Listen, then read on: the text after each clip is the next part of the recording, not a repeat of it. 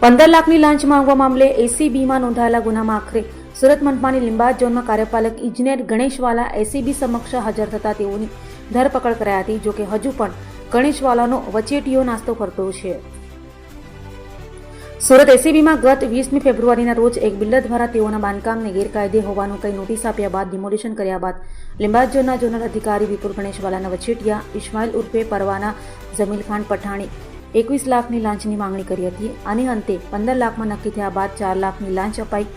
ત્યારે જ એસીબીએ ગોઠવેલા છટકાની જાણ થતાં ગણેશવાલાનો વચેટીયો ઇસ્માઇલ ઉર્ફે પરવાના ભાગી છૂટ્યો હતો. જોકે આ મામલે એસીબીમાં ફરિયાદ નોંધાતા ગણેશવાલા અને પરવાના ભાગી છૂટ્યા હોય. આખરે શુક્રવારે વિપુલ ગણેશવાલા એસીબીમાં હાજર થતા ધરપકડ કરાઈ હતી. જોકે તેના વચેટિયા પરવાનાને ઝડપી પાડવા એસીબીએ ચક્રો ગતિમાન કર્યા છે. ગઈ તારીખ 20 ફેબ્રુઆરીના રોજ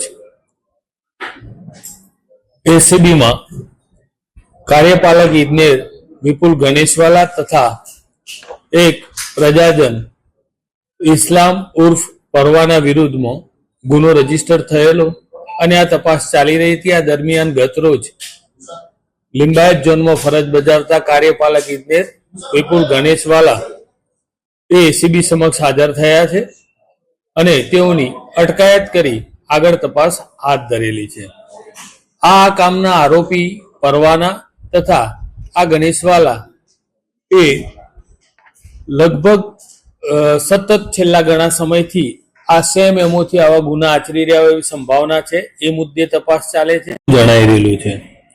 તેમજ આ કામનો જે સહ આરોપી છે ઇસ્લામ ઉર્ફ પરવાના એની વિરુદ્ધમાં અલગ અલગ પોલીસ સ્ટેશનોમાં કુલ મારામારી અને ખંડણી જેવા બીજા અન્ય 6 ગુનાઓ પણ રજીસ્ટર થયેલા છે અને એમાં એ પાસા પણ ભોગવી ચૂકેલો છે. તથા આ કામના જે આરોપી છે ગણેશવાલા એમના લોકરમાંથી જે સોના ચાંદીની જણસ મળેલી છે એ સંદર્ભના એવિડન્સ ચકાસણી ચાલી રહી છે.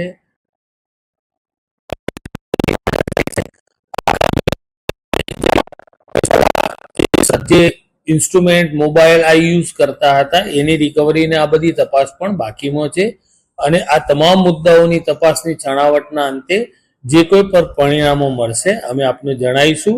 આ કામે આરોપીના રિમાન્ડ અને એ ફર્ધર કામગીરી પણ આજે થશે. Thank you. હા, જે બી પુરાવાઓ મળશે તમામ ઇન્વેસ્ટિગેશન કરવામાં આવશે. અને આ કામના જે આરોપી ગણેશવાલા છે એમની સેલરી 1,60,000 રૂપિયાની છે અત્યારે અને એ કાર્યપાલક ઇજનેર તરીકે 2021માં પ્રમોશન મેળવી અને પ્રથમ કતારગામ ઝોન અને હાલમાં છેલ્લા 3 વર્ષથી લીંબાયત ઝોનમાં ફરજ બજાવે છે. હા, એ જે બી પુરાવાઓ મળશે એમને જ્યારે જે એવિડન્સ મળશે એ મુજબ આગળની અમે તમામ તપાસ કરીશું.